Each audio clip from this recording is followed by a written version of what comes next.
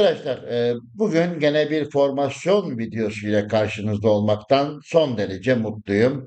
3-3-3-1'i ele alacağız ama öncelikle bu Top 11 Plus'la ilgili gerekli açıklamayı hem Türkçe hem İngilizce bağlamlı olarak da topluluk notunda, gönderi kısmımızda ve Facebook'taki takipçi sayfamda da bütün gruplarla olduğu gibi orada da paylaşmış bulunmaktayım. Top 11 Plus'ı lütfen eğer hala almadıysanız veya indirmediyseniz muhakkak indirin ki oradaki mücevher yani her gün gelen mücevherlerden faydalanın. E, En azından süre bitene kadar bundan faydalanmış olun diyorum. Şimdi değerli arkadaşlar, Messenger'dan bir gene arkadaşımız gruplardan bana ulaştı. Hocam dedi 3-3-3-1 düzenini yani analiz edebilir miyiz dedi. Baktım hakikaten yani çok fazla sayıda var biliyorsunuz e, taktik oynatma e, listemiz içinde ama bu formasyon olmayınca bugün de konumuzu gene bununla bağlamış olalım diye düşündüm değerli kardeşlerim. Şimdi tabii bu bana mesaj gönderen arkadaşımız orada hani şöyle bunun da çünkü biliyorsunuz bir iki üç tane kendi içinde varyasyonları var ama hani ben tabii ki şu anda takımı en olur şekilde dizayn ettim. Denge de tabii oldukça düştü. Çünkü görüldüğü gibi elimizde AMR ve AML pozisyonunda oynayacak oyuncumuz yok. Yani biz taktiksel gereği bunu kullanmadığımız için kadromuzda da öyle bir oyuncuyu barındırmıyoruz. Şimdi değerli arkadaşlar, öncelikle hemen şunu söyleyebilirim. Yani bunu şöyle de oynama şansımız var ki bu hiç tasvip etmediğim bir şans. Yani hatlar tamam hatlarda oyuncular çok iyi ama ortada özellikle büyük sıkıntı yaratabilecek pozisyonlar. Ya böyle de oynanabilir 3-3-3-1 düzeni veya üçlü bir MC ile devam edilebilir. Bunlar açılabilir gibi birkaç tane varyasyonu var ama dediğim gibi arkadaşımız hani şöyle veya böyle diye belirtmediği için ben oynanabilecek en iyi varyasyonunu sizler için videoya taşımak istedim değerli dostlar. Şimdi arkadaşlar öncelikle hücumdan başlayalım, savunmayla devam edip videoyu kapatalım. Tabii daha evvel söylemiş olduğum gibi AML ve AMR pozisyonunda oynayan oyuncumuz olmadığı için bunları bu şekilde kabul ediyoruz. AMR ve AMR olarak görelim bunu arkadaşlar. Hücum bölgesinde özellikle şu kanat oyuncularınızın kalitelerinin çok yüksek olması gerekir. Yani burada kullanacağınız oyuncuların gerek özel yetenekleri, gerek oyun tarzları, gerekse becerilerinin yüksek olması gerekir. Neden yüksek olması gerekir? Çünkü burada AMC her zaman olduğu gibi yine bir köprü görevi görecektir. Yani orta sahayla e, forvet arasında bir köprüdür. Ama esas yükü taşıyacak olan kısımlar oynama şeklinize göre. Tabii bu rakibe göre de değişir yani. Şu anda biz tamamen rakipten bağımsız konuşuyoruz. Yani şartlardan ve rakipten bağımsız analiz etmeye çalışıyorum. Burada ki oyuncuların ileriye katkısı veya oyuna katılımları ne kadar şey olursa, çok olursa, ne kadar fayda sağlarlarsa o kadar değerli konuma geliyorlar arkadaşlar. Yani kanat oyuncuları burada önem arz ediyor. Bunu birinci olarak söyleyebilirim. Ha, üçlü bir forvetin arkasında yani şu forvetin arkasında üçlü bir e, hücum desteği hücumda zenginlik kazandırabilir değerli arkadaşlar. Şimdi videonun başında söylemiş olduğum gibi birkaç varyasyon var ama biz olacak en iyi varyasyonu inceleyelim diye düşünüyorum. Orta sahada üçlü bir MC orta sahada bir blok kapatabilir arkadaşlar. Kapatabilir.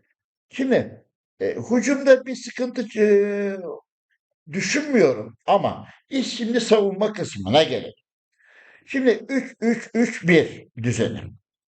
Ben bunu bir iki menajer oyununda görmüştüm ya. Yani takım olarak da görmüştüm ama yani tabii nasıl bir taktik emirle oynuyorlar onu da biraz sonra sizlerle paylaşmaya çalışacağım. Yani 3 aşağı 5 yukarı düşündüğüm taktik emirleri paylaşacağım. Şurada en büyük handikap her zaman olduğu gibi üçlü bir DC'nin önünde bir DMC'nin eksikliğidir arkadaşlar.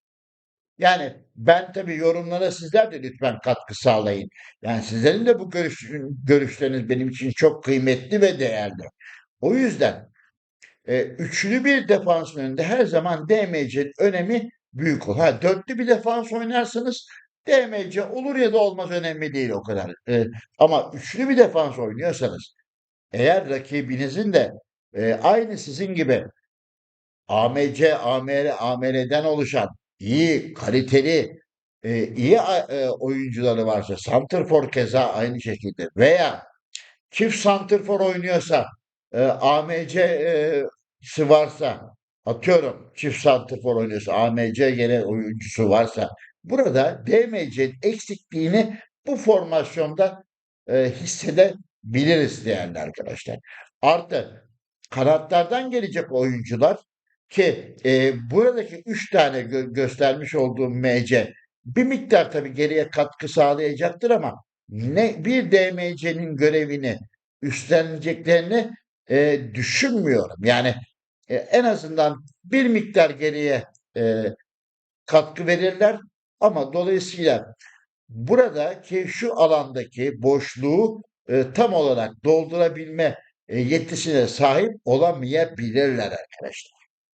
Dolayısıyla şuradaki 3 DC ki ben bu şekilde düşündüğüm için başta da söylemiş olduğum gibi 3 DC burayı kapatabilir. Ama kanatlardan rakibiniz eğer bu açığı tabii o da sizi analiz etmişse kuvvetli bir rakibe karşı oynuyorsanız sizden eşdeğer veya sizden daha kuvvetli bir rakibe karşı oynuyorsanız orada onun da kanatlarında gelecek pozisyonlarda burada sıkıntı yaşama potansiyelinin biraz fazla olduğunu öyle hemen bir bakışta bir fotoğraf çekmek istedim değerli arkadaşlar. Dediğim gibi 3MC orta sahada olabilir tabii ki. Yani bir sıkıntı yaratmaz.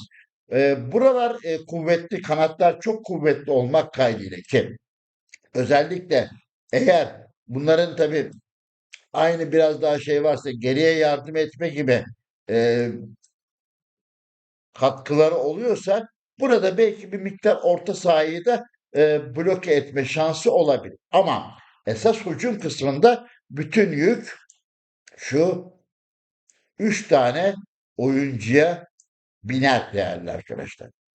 Yani forvete e, gol imkanı sağlayacak veya forvetin tabii atıyorum şöyle diyeyim hemen şöyle bir şey yapayım.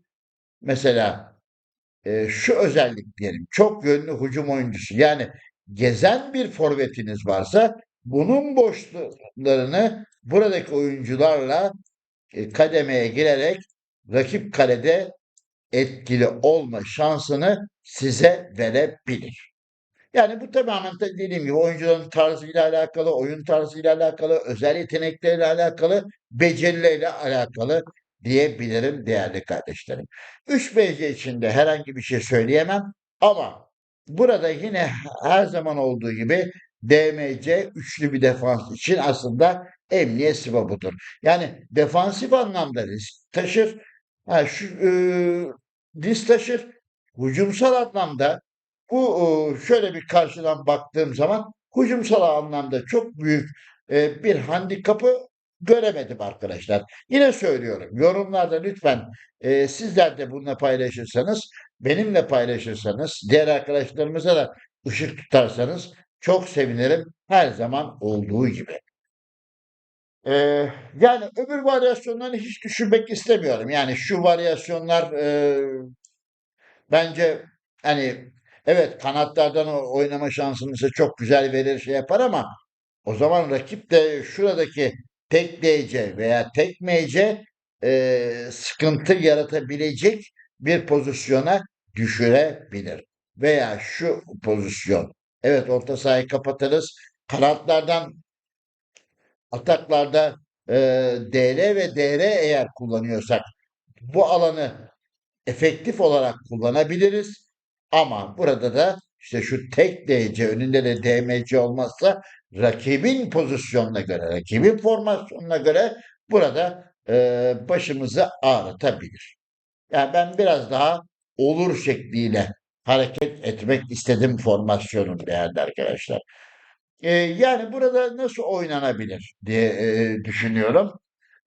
Direkt olarak yani hücum oynarsanız sonlandıramadığınız ataklarda, sonlandıramadığınız bölümlerde buradaki eğer buna bir mantıkta vermediyseniz ki mantığında yani çok da fazla böyle e, maçlarda özellikle ben kendi maçlarım için söyleyeyim, tecrübe ettiğim maçlar için söyleyeyim. Çok da fazla böyle futbolcuları böyle iple bağlayıcı bir şeyi yok açıkçası. Ya oyuncular yine çıkacaksa ileri çıkıyor. Takım anlayışınıza göre tabii takımınızın hücum normal savunma anlayışınıza göre oyuncular biraz kendilerince algoritma onlara itiyor veya geri çekiyor diyelim. Öyle söyleyelim değerli arkadaşlar. Yani şöyle bir baktığım zaman bura eğer savunma esnasında yani karşılama esnasında rakibi karşılarken buranın bir miktar geri gelmesi ve katkı sağlaması orta sahada biraz daha fayda sağlayabilir. Artı AMC'nin her zaman olduğu gibi gene kanatlarla beraber AMR yani açık kanatlı diyeyim ben orada söyleyeyim. AMR ve AMR'ye açık kanat diyeyim. Açık kanatlarla beraber kaliteli olması şey yapması çok önemli. Orta saha bir miktar dediğim gibi bloke edilebilir ama işte yine söylüyorum bu işin tabii hep hücum yönü bir yana sizden kuvvetli rakiple oynuyorsanız o formasyon için söyleyebilirim. DMC'nin eksikliğini his edebileceğiniz bir formasyon sistemi diyebilirim değerli arkadaşlar. Yani başka söyleyebileceğim bir şey olabilir mi? Hücum oynanabilir. Yani normal başlayabilirsiniz. Yani direkt savunma oynarsanız kapacağınız toplarda tabii buranın keseceği yani tabii bunların da özelliği çok önemli. DC'lerin de çok özellikleri çok önemli. Kasa, sizin pardon özür diliyorum. Alacağınız toplarda direkt olarak oynama şeklinize göre bunların aktaracağı toplar mesela atıyorum uzun top oynuyorsunuzdur aldığınız toplarda direkt ileri topu aktarabiliyorsanız buradaki şu zengin yani orta sahayı da işin içine katarak söylüyorum. 1, 2, 3, 4 pardon özür diliyorum. 4, 7 futbolcu yani orta sahayı da katalım işin içine. Onlar da hücumsal yönde katkı sağlarlar. Dolayısıyla buradaki yediliğe topu ne kadar çok çabuk aktarabilirsek orada rakip kaleye direktman veya en direkt olarak tabii oynayış şeklinize göre pas atma şeklinize göre en direkt olarak da topu aktarma şansı mümkün olur. Ha, işte sonlanamayan ataklarda sonlanamayan durumlarda ise şuradaki 3 DC'nin rakibin gelen ataklarına karşı e, etkiye tepkisi nasıl olacak? Bu tabii ki orada maç esnasında görebileceğimiz bir durum oluşturabilir. Yani şöyle baktığım zaman hücumsal olarak güzel bir güruh var ileride yani güzel bir topluluk var. Ee, Yeni şey konuşayım. Güzel bir topluluk var ama defansif olarak beni endişelendirebilir arkadaşlar. Yani ben orada e, DMC'nin yokluğu endişelendirebilir. Onun dışında oynanabilecek bir sistem. Taktik olarak dediğim gibi yani rakibe göre konuşmak gerekirse direkt hücumla başlayabilirsiniz. Çok farklı skor da alabilirsiniz. Ama kendinizden kuvvetli rakibe karşı da beklenmedik şekilde gol ya da golleri de kalenizde görebileceğiniz bir formasyon olarak söyleyebilirim. Burada çok sert oynamak gerekir mi? Bence çok sert değil. Biraz normalde tutmakta top çalma tarzını fayda var. Hem kart görmemek, daha az kart görebilmek açısından hem de duran topu rakibe çok da fazla vermeme imkanı açısından diyebilirim değerli dostlar. 3-3-3-1. Açıkçası benim çok fazla tercih edeceğim bir formasyon sistemi değil ama tabii ki oynanabilir. Yani sistem buna izin verdikten sonra görüldüğü gibi oynanabilir. Önemli olan burada kanatlar tekrar tekrar söyleyeyim. Aynı şeyi tekrar ifade etmiş olayım değerli arkadaşlar. Yani güzel bir sistem. Orta sahada bloklu bir sistem. Defansta rakibe göre açıklar verebileceğiniz bir sistem. Hücumsal olarak büyük bir problem çıkaracak bir sistem değil. Ama tabii ki her şey tabii rakibin de defansına bağlı. Oyuncularına bağlı. Çok özür diliyorum tekrar. Yani oynanabilecek bir sistem değerli arkadaşlar. Hepinizi saygı ve sevgiyle selamlıyorum. Bir başka videoda görüşmek üzere. Hoş kalın, esen kalın.